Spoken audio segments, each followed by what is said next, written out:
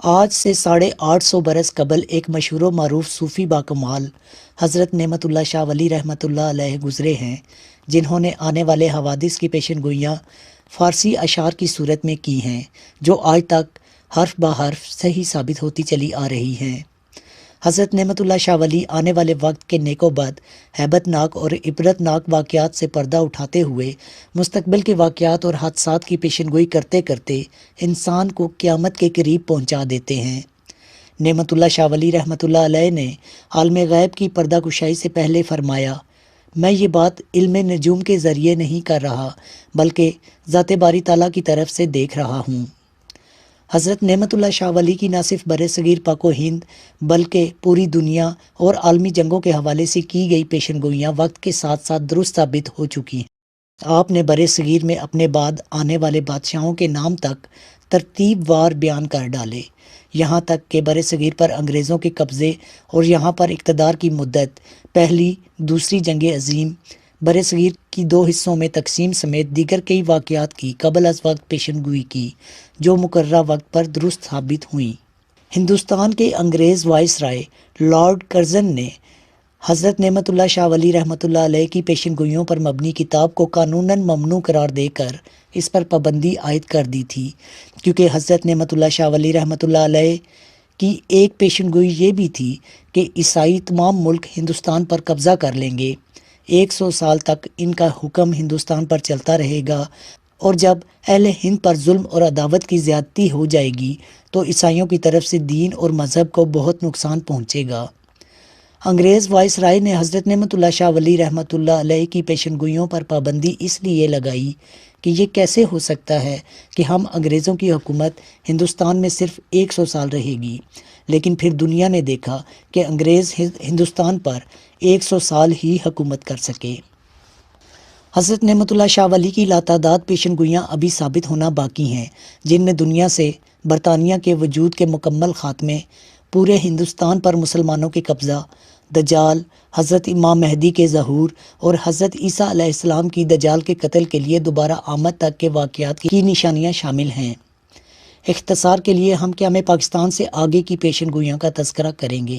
آپ رحمۃ اللہ علیہ نے آج سے 850 سال قبل مستقبل کے رازوں سے پردہ اٹھاتے ہوئے پیشن گوئی کی کہ سب مسلمان نماز سے غافل رہیں گے، لوگ شہوت کے قیدی ہوں گے، دنیا میں ایسا ہی ہوگا، روزہ، نماز اور احکام کی بجا آوری یک لخت غائب ہو جائے گی، مناجات کی مناسل میں ریاکارانہ طور سے ذکر و اذکار ہوگا، نماز، روزہ، حج، زکوٰۃ اور فطرانہ ادا کرنے کا شوق کم ہو جائے گا، بلکہ دلوں پر ایک بوجھ محسوس ہوگا، رشوت عام ہوگی، ایک جماعت مجبور لوگوں سے سود لیا کرے گی، یہ سر پر خزانہ رکھے ہوئے ہوں گے۔ حضرت نعمت اللہ شاہ ولی نے اپنی پیشن گوئیوں میں ہندوستان اور پھر پاکستان کے 2 لاکھ ہونے اور 1965 کی مارکا آرا جنگ، یہاں تک کہ اس جنگ کا دورانیہ 17 روز بھی بیان کیا۔ یہ تو وہ پیشن گوئیاں ہیں جو آج ہم اپنی کھلی آنکھوں سے دیکھ سکتے ہیں۔ حضرت نعمت اللہ شاہ ولی رحمۃ اللہ علیہ کی ہندوستان اور دیگر ممالک کے حوالے سے نہایت ہی اہم اور بڑی پیشن گوئیوں کا ظہور ابھی باقی ہے۔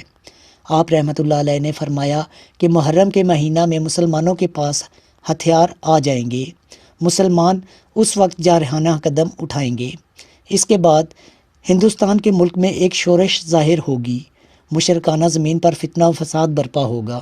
اس خلفشار کے وقت بت پرست قوم کلمہ گو مسلمانوں پر اپنے ہندوانہ قہر و غضب کے ذریعے جابر ہوں گے، مسلمانوں کو اپنی مدد کے لیے شمال مشرق کی طرف سے فتح حاصل کرنے کے لیے غائبانہ امداد آئے گی، جنگی ہتھیار اور جنگی کارروائی کا ماہر لشکر آئے گا، جس سے مسلمانوں کو زبردست اور بے حساب تقویت پہنچے گی۔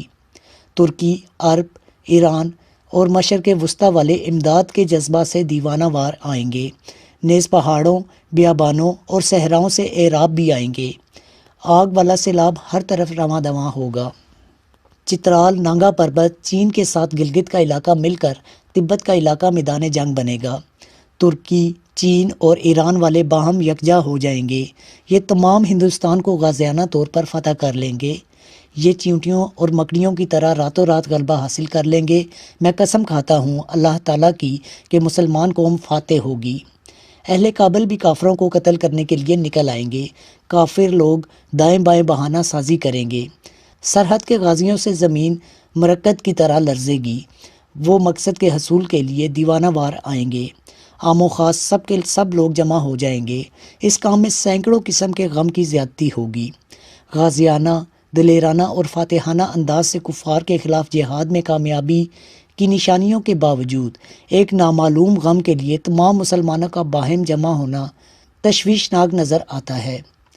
نعمت اللہ شاہ ولی رحمۃ اللہ علیہ نے پھر فرمایا کہ فریضہ حج کے بعد اور عید الفطر کی نماز سے پہلے ہاتھ سے نکلے ہوئے علاقہ کو حاصل کر لیں گے جو انہوں نے غاصبانہ ضبط کیا ہوا تھا۔ دریائے اٹک یعنی دریائے سندھ کافروں کے خون سے 3 مرتبہ بھر کر جاری ہوگا۔ اگلے شعر کے تناظر میں مسلمانوں کو فتح حاصل ہوگی۔ آپ رحمۃ اللہ علیہ نے پھر فرمایا کہ پنجاب، شہر لاہور، ملک کشمیر نصرت شدہ، دریائے گنگا اور جمنا کا علاقہ اور بجنور پر مسلمان غالبانہ قبضہ کر لیں گے۔ یہ لڑائی 6 ماہ تک انسانوں کے بیچ چلتی رہے گی۔ مسلمان اللہ کے فضل سے فاتح ہوں گے۔ تمام ہندوستان ہندوؤں کی عملداری سے پاک ہو جائے گا۔ پھر فرمایا قیامت کے زلزلوں کی مثل ایک زلزلہ آئے گا اور وہ زلزلہ ہندوستان اور سندھ میں قہر بن کر نمودار ہوگا۔ ہندوستان کی طرح مغرب یعنی یورپ کی تقدیر بھی خراب ہو جائے گی اور تیسری جنگ عظیم شروع ہو جائے گی۔ 2 الف یعنی انگلستان اور امریکہ میں سے 1 الف غالباً انگلستان تباہ ہو جائے گا۔ روس انگلستان پر حملہ کر دے گا۔ جنگ عظیم دوئم میں شکست خوردہ جرمنی یا جاپان روس کے ساتھ برابری کرے گا یا ساتھ مل جائے گا۔ اس جنگ میں جہنمی قسم کے انتہائی مہلک آتشی ہتھیار استعمال کیے جائیں گے۔ روس بھی چین کے قہر و غضب سے تباہ ہو جائے گا۔ چین سے روس مکر و فریب اور حیلہ و بہانہ سے امن حاصل کر کے جان بچائے گا۔ انگلستان اتنا تباہ ہوگا کہ اس کا ایک نقطہ بھی باقی نہ رہے گا، سوائے یہ کہ اس کا نام اور تذکرہ تاریخ کی کتابوں میں باقی رہ جائے گا۔ حضرت نعمت اللہ شاہ ولی کی اس منفرد پیشن گوئی کو اپنے اختتام کی طرف لے جاتے ہوئے یہ جاننا چاہیے کہ ہندوستان پر اسلام کا غلبہ 40 سال تک قائم رہے گا، لیکن اس کے بعد قرب قیامت کی انتہائی قریبی نشانیوں کا ظہور شروع ہو جائے گا۔ حضرت نعمت اللہ شاہ ولی کے مطابق ایران کے شہر اصفہان سے دجال لعین ظاہر ہوگا۔ اچانک حج کے دنوں میں امام مہدی کا ظہور ہوگا۔ ان کے ظاہر ہونے کی شہرت دنیا بھر میں پھیل جائے گی۔ ادھر دجال کو قتل کرنے کے لیے حضرت عیسیٰ علیہ السلام آسمان سے اتر آئیں گے